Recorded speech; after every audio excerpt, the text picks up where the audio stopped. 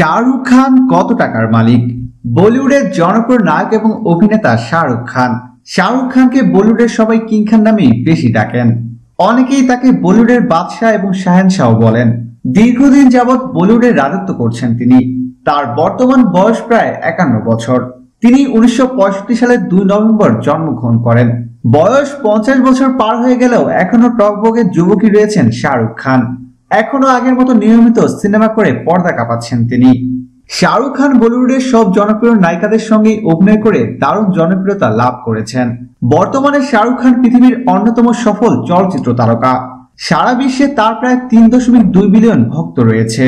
2009 সালে news week তাকে বিশ্বের 73তম ক্ষমতাশীল ব্যক্তির খেতাব দিয়েছে।